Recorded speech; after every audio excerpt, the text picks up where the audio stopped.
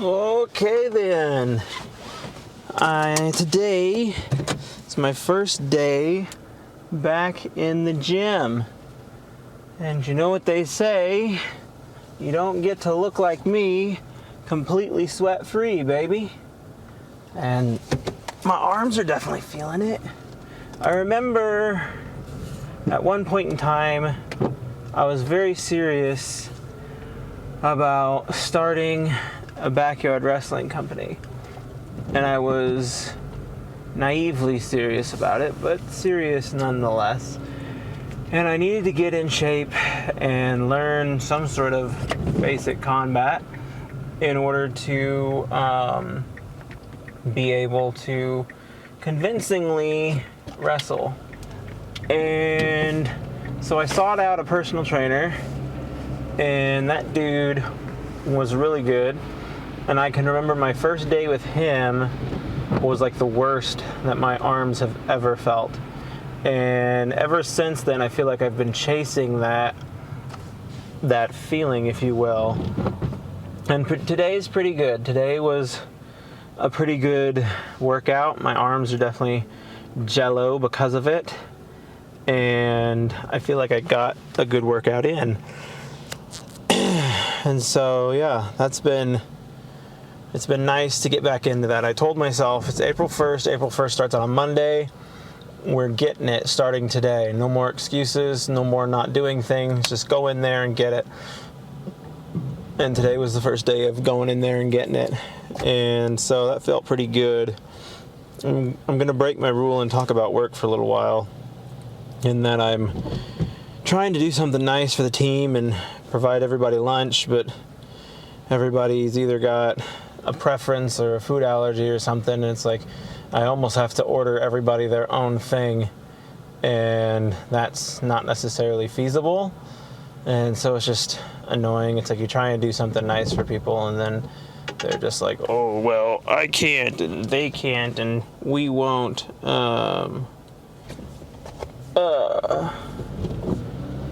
Yes.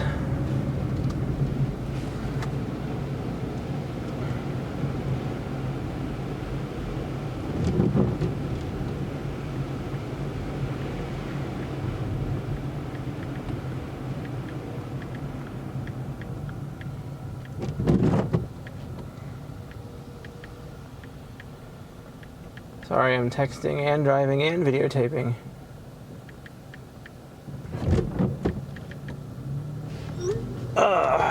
Anyway, it's just unfortunate. It's like you want to do something nice. Oh, I gotta get over. Want to do something nice for people. Oh, that person's. Are they gonna let me over? Thank you. Anyway, I'm trying to do something nice for the team, and it's like it doesn't really even feel like it hit home all that well. But oh well. You live and you learn, I guess. Next time I do it, I'll know what to do and what not to do, and it's just a little kind of ridiculous, the amount of rigmarole I've gone through, but whatever. I've told myself I'm not gonna let it get to me. I need to find something better to talk to you all about, because talking to you about working out and work drama is only going to last for so long. I don't know that I ever plan on getting like completely jacked and being the most fit guy on the planet, but I'm at least determined to stay in some relative form of shape as long as I possibly can. I don't want to blow up into a blimp of myself. I don't want to ever reach a point in my life where I'm just like incapable of doing physical things that I feel like I should and or could do. And so hopefully I can maintain that through just basic gym stuff and life stuff. I went up a pant size. It is official, and I don't know if I didn't sound like the person behind me, but I don't know why anybody in front of him would be honking. Anyway, the official things that I don't know that I'll be able to get down another pant size, but I at least can hopefully slow the increase of any more pant sizes from there. And I feel like that was the straw that broke the proverbial camel's back on this one. That person's been riding weird all day, but whatever. Anyway, the proverbial straw, camel's back thing. Yeah, I'm fairly certain when I tried to put on a pair of pants from high school and realized that I'd gone up a pant size, I was like, okay, I'm gonna have to figure out how to fix that. And like, that's something that I've talked to you guys about actually on this, one of my really early videos was about me going up a pant size and not being able to fit my pants anymore. And actually I had forgotten about the issue, because the issue arose not last year but the year before that. And I had decided then that I was going to hit the gym and get more serious with working out and trying to get my body back into shape. And when I made that decision, I didn't hit the gym immediately, but pretty soon around then, because I had taken I had recently taken my first managerial promotion, and that promotion freed me up to have time in the afternoons to do these sorts of things. And so that's when I started doing it. And I just looked in my phone as to when abouts I stopped. And it looks like I stopped July of last year. And so I hit it pretty hard. March, April, May, June, July. That was almost 6 months that I was getting consistent with it and doing it very seriously. Now, of course, I've been off of it for probably just as long. July, August, September, October, November, December, January, February, March. Yeah, I've been off of it for 8 months. Like, yikes, Arobi. So hopefully, like I said, I can get back in the saddle on that and start making some progress there. Like I said, if nothing else, maintain some relative shape that I can be proud to be in, and continue to work to improve myself from there. I would like to be one of those people that, like, people notice when they're in the room, like, wow, that person really takes care of themselves physically. And I don't know that just like looking at me, people get that ideology. And so I want to try and work towards that. I don't want to be some super hefty gym rat that the whole world is like, oh my gosh, this man is amazing. But at the same time, like I said, I want people to notice. There's a gentleman who recently started in our department that I'm pretty sure hits the gym pretty hard, and he is a noticeably big guy. And like, when I see him, I notice it. I'm like, dang, like, he takes care of himself. He goes and gets it somewhere. And like I said, I want that to a degree with me as well. I want people to see it when they see me, to notice it. And it'll probably be a while till I get there, if I do even get there.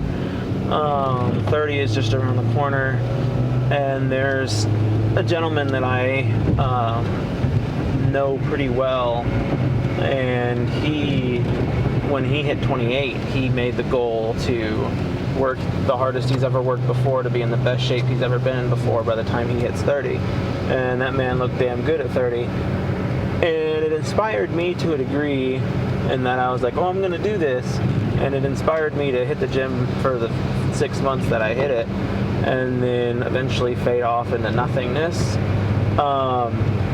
I imagine I will probably hit a pretty hard rock in the road come May, because May is my vacation, and it's going to be hard for me to maintain any sort of schedule while I'm vacationing.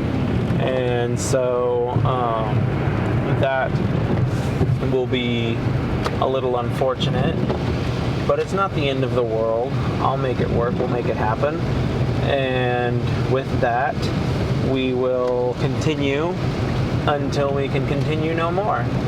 And that is just the sort of thing that I'm hoping for and excited for. and if nothing else, to watch that grow. I like to take before and after photos, but like I literally just hit the gym, so I feel like my arms look better than they've ever looked before, so that would not be a good before photo. But I'll just have to look back at my before photos and be like, wow, look at how I looked before this, and now I look awesome. And hopefully I reach that point. I don't think I did very much with my pecs. It's hard because I feel like bench is the best way to do that, and I can only get so much benching done by myself. I usually use the machines, and I don't know that I get the best result out of them. But, ooh, I forgot to do the lateral pulls when you sit down and pull the weights towards you. Forgot to do those, but I feel like I do those on the full body day and not just on the upper body day. I could be totally mistaken though. It's been a hot minute, and I haven't had a regular routine in any way, shape, or form for a while. And when I get home, I need to do something for work before I forget, because that would be dreadful. But yeah, hopefully I can get somewhere meaningful here. And yeah, it is going to be a good month because I'm going to make it a good month. And after this month, I get a nice long break, and then it's inventory, and then I've got to roll into another couple of months before another good break, and then eventually I take another long stint, rinse and repeat. But I feel like my May vacation this time around is not as long as I'd like for it to be, but I need to recover some of my time off because I took more time off in December than I normally would. And so because of that, I have less days available to me overall. So hopefully we don't do anything too crazy December of this year or sometime around then. And hopefully I can recover some of this time and start moving towards getting more time. And I dream of the day that I don't have to do a regular work schedule thing anymore. That day would be very good to me. And hopefully it's not that far away. I keep banking on Compression Man being that thing that breaks me out into the world. And my concern is that, like, it's not natively funny. It's based off of inside jokes between me and my friends, and if you get it, you get it, and if you don't, you don't. And I've worked hard to make it more just funny, like plain funny. And I think I've done a pretty good job at that. And like, it's the kind of series where if you stick to it, then you get to be a part of the inside jokes because they're reoccurring stuff. Like, you might hear about the joke once in episode 1 and be like, whatever, I don't get it. And then you hear about it again and you're like, whoa, this makes sense now, I remember that. I am expecting this DoorDash person to be here any minute, and they are not calling me. And it's just annoying because I had a bad DoorDash experience before this. And now I'm about to have another one apparently. Sign in here and they'll be like, your order is 10 minutes overdue. Like, why, DoorDash? I hit the... He's just now picking up the order? DoorDash, that should be the topic that I talk about. DoorDash, Grubhub, Postmates, whatever you want to call them, garbage. I hate them. Worst service ever. They make you tip these drivers before they actually deliver you supplies. And it's like, I'm not going to tip you if you're not going to deliver my food on time. I scheduled this delivery in advance so that you could get here on time, and be reasonable with your delivery. And it's like, no, actually, we're not gonna adhere to your timetable at all. We will be 10 to 20 minutes late completely. I should have learned my lesson last time, and I should have made it a 5:30 delivery time. But I was like, surely I can't have two people be exceedingly late on DoorDash in a row. But joke's on me, you can, and it happened. So I stopped using these services a long time ago because they charge you an arm and a leg just for food to get delivered to your house. And as I said before, it's frequently a bad experience. It's late, it's this, it's that, it's the other thing. And I was like, you know what? I'm done. If I need to go to a food event for my team, I'm going to do so. And I'll just go pick it up myself. Like, this is silly. Why am I doing this? And so, lesson learned. Next time, just pick it up yourself, Girl Scout. And so we'll see what happens. I don't know. It's just unfortunate and lame, and it's all of the things. And none of the things. Sometimes it's all and none of the things. This girl in the break room was making like a slushie with Sierra Mist and cherry popsicles, and it looked really good. And now I want a Sierra Mist cherry popsicle slushie, and I don't have any Sierra Mist in my house or cherry popsicles, but I'm certainly thinking about getting some. On a rainy day like this, though, the only thing that sounds really good is like a hot beverage. I haven't had a cup of coffee in a while. I don't really have anything to make coffee with, but I could try it anyway, see how it turns out. And today's a good day for like recording sound effects. I got a pretty good rain sound effect already, though, so I think I'm good there. I think Compression Man's sound effects for part 3 are pretty well buttoned up. I think I was looking over it. I don't think there's a few minor things that I might do. Like, he's throwing money into the guy's bag. There should be a sound for that. And what I want is like to get a bunch of leaves and like throw them and have that be like the sound of me tossing money into a bag. It's interesting getting my mind working into the actual sound effects game, because I have not invested any serious time into that. And like when I did the original run of Compression Man, almost all of my sound effects were free sound effects that I got from YouTube. I didn't do hardly any sound effects that I made on my own. And so to get into the world of making my own sound effects, it makes me more proud of the product that I'm putting out, because I'm like, I made that sound. That's me doing that. That's me doing this. And a lot of it's pretty self-explanatory stuff. Like, the sound effect that I'm most proud of in this entire episode is footsteps. And I quite literally just attached my little wireless mic to my shoes, and I walked around on my tile for a little bit. And then I put it in there, and it works really well. And that was part of like what I wanted to make some of my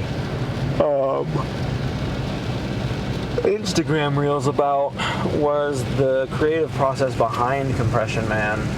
And like, I was supposed to set up a camera whenever I do voices and record myself recording Compression Man, which like, that's something that's easy enough to mimic. Like, I don't necessarily have to do that every time I record an episode, but it's like doing 2 birds, 1 stone. I can record myself while doing that, so that I have a behind the scenes thing to come back to. But at any rate, we'll figure it out, and I'm sure it'll be just fine. But I recorded episode, 6 now? Episode 6 or 7 of Compression Man, and I might go ahead and record the next one and just kind of keep going through it. Once I have all of them recorded, I need to start writing them again. I think I'm on episode 8 that I'm writing, and I have a good idea of what I'm going to do with it, but I need to actually like flesh it out. And that's the other thing, is like they're 5-minute shorts. So if I make it to, what was my prediction by the end of this year? If he gets 2 minutes done per month, and we say he gets 24 minutes by the end of the year, we're going to round up to 25 to make the math easier. 5, 10, 15, 20, 25. That would be 5 episodes a year. That's not a bad way to churn and burn. But so if I got 5 episodes a year, and then not including the 2 that are already out, that's 7 episodes. 7 times 5 is 35. That's 35 minutes worth of Compression Man that someone could binge watch or whatever. And I might do like a live stream, a Compression Man live stream, and just marathon it. And just be like, one episode leads into the next episode, leads into the next episode, leads into the next episode. And people will be like, wow, that was kind of fun. WWE did that with Shawn Michaels matches. They're just like, we're going to go live stream and show some random Shawn Michaels matches. And it was fun. I tuned in, I watched, and then I got bored and left. And then I came back and was like, oh, this is a good match. And I watched it and then got bored and left. And it was a cool little thing. I've not ever gone live on a platform like that before. Of course, if I'm just streaming a marathon, it's not going to really be that impactful, but it kind of will. But if I actually get 5 episodes in this year, that puts me to episode 7, which is the episode before this one, which honestly, episode 7 would be an incredible, episode 7 would be an incredible, like season finale, so to speak. And so I hope to get to a point where I'm decently ahead of myself, but I need to just keep this guy cranking at episodes. And it's like, okay, we've got a minute in, let's do the next minute. We've got a minute in, let's do the next minute. Just keep cranking it out. And hopefully I can get to a point where that is just business as usual for me. I need to seed my lawn, all this lovely rain, and I don't have any seed. I also don't have a functioning lawnmower. I need to get a new battery for it. Okay, well, I feel like this was a lame one. Sorry. Bye.